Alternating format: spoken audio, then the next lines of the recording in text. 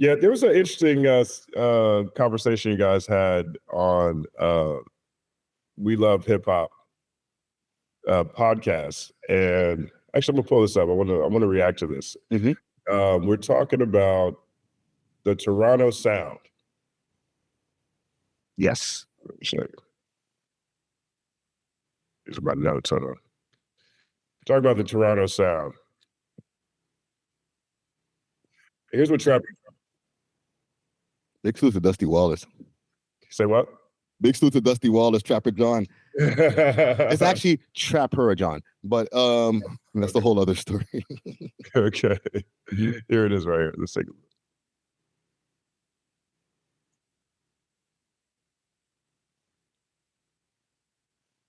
DJs are in there too.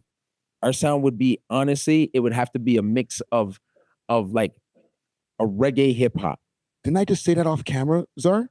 Let's just be honest. Like, I'm gonna not to like go off track. The new record by Black of the Dawn is that's you're on track, fam. That's the sound I'm actually looking for. If I was a guy from the States, I'd be like, oh, yo, he just made me know how they. Oh, that's Toronto shit. Yeah, they just made me know how they talk, their lingo, how they move in Toronto. Right? What they're into. Whoa, he's on a staple point. Oh, he's on Eglinton. Drake has never done that, really. Like, he's done it, but it's not epic to me. It's not as epic because he's at the dark, place is shut down, no one else is there. Man can't even do a random pop-up in the video and be like, yo, they got it all secluded. You know what I mean? Holy shit. So I think that was really interesting and really telling, because in this episode, you guys were going back and forth about what is the Toronto sound. And Trapper John lands on a mix of like hip hop and reggae. Is that what would you describe that as the same thing? Can you break that down for people? Yes, but I would say that's more of a mix of what the culture is.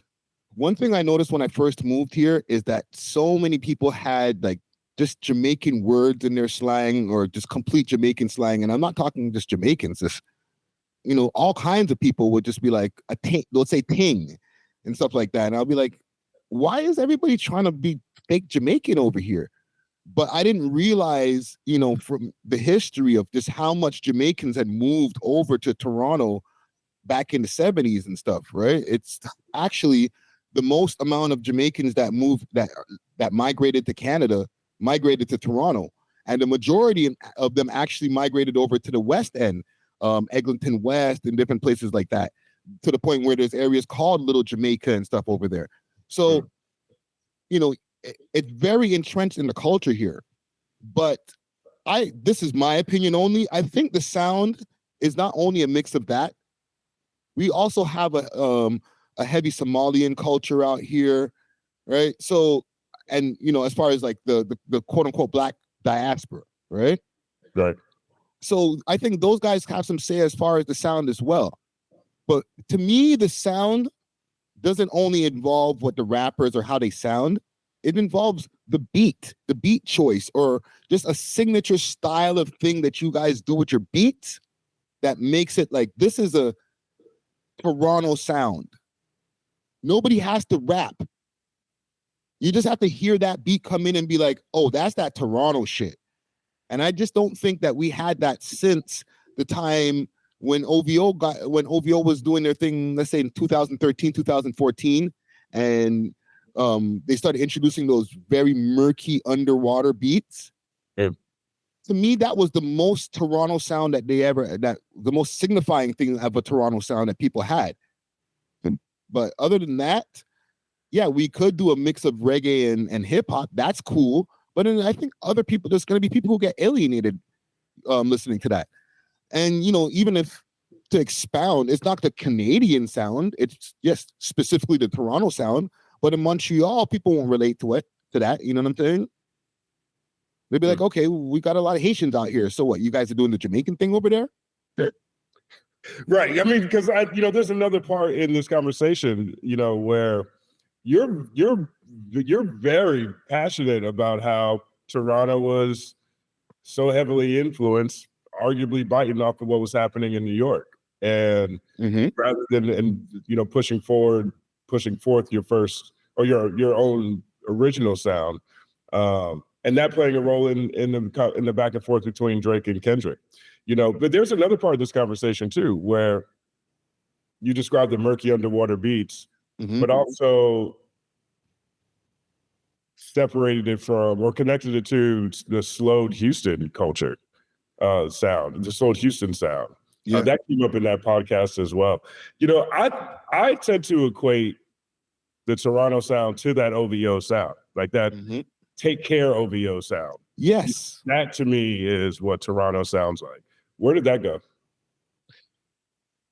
I can't expect people to hold on to that one sound either. That's why it's such a complex debate to have about a Toronto sound. Because if we still had that going on, people would be like, so what, you guys still doing, you guys are still on that 2014 shit? Like sounds evolve, right? But there's still always that go-to, right? For example, with the East Coast has that dusty, sample-driven, those drums, those boom bap drums. When you hear something like a Pete Rock sound, you know that's New York rap. When you hear Primo, you know that's New York rap with a lot of scratching in the samples and stuff, like in the hook and stuff. To a degree, when it came to like Canadian hip hop, that was our template for the longest time. Just straight hip hop and then whatever we do on top of those beats. But at the same time, it's still not our original beat. And to me, that's what drives the sound. There's a lot of people who don't care about lyrics. I'm a lyrics guy, but it doesn't necessarily mean that everybody else is and checking for cadences and stuff. Some people just want to hear the vibe, to dance or do whatever they do to the music, and they're not listening to the lyrics, right? So when you hear the Gin and Juice beat come in or Ain't Nothing But a G Thing, you know before Snoop Dogg utters one word, that's a West Coast beat. That synth, that you know right away when you hear that, oh, the West Coast is in the building. Even if somebody else is using the sound, if Nas does a beat like that, he's on his West Coast shit. And we know it, it's in the open. What do we have? One point that I haven't seen mentioned often in this back and forth between Kendrick and Drake. I want to shout out a YouTube channel. It's Top 5 Rappers YouTube channel. I think it's Top 5 Rappers. I think it's Top 5 Rappers or Top 5 Rap. Top 5 Rappers, Top 5 Rap. Okay. Young dude, really, really, really potent perspective. Anybody who's looking for some dope live, reactions or breakdowns of lyrics, check him out. Top 5 Rappers YouTube channel. He pointed out something that I haven't heard talked about quite a bit in this battle, since culture was so heavily what this whole conversation ended up being back and forth between Drake and Kendrick. And after Not Like Us being such a West Coast sound, Drake did the Hard Part 6. Now people focus on the lyrics on the Hard Part 6, but that beat, that feels like a Toronto OVO style sound beat that he's rapping on. Like it feels like he went back to his culture or Toronto culture at the same time. I mean, is that fair to say? Yeah, well, it did sound like that old Boy Wonder, very bass heavy style of beat that, I guess Toronto was known for, or I won't say Toronto, the OVO camp was known for. Maybe that's what it is. It's known as an OVO thing, but it wasn't completely, and and Drake is definitely the representative of Toronto just because he's such a big figure, right? Yeah. But it wasn't necessarily the Toronto sound either, Justin. You know what I'm saying? Like, just because those guys were really driving a lot of their music off of that style of beats for their stuff didn't mean that everybody else out here was doing the same.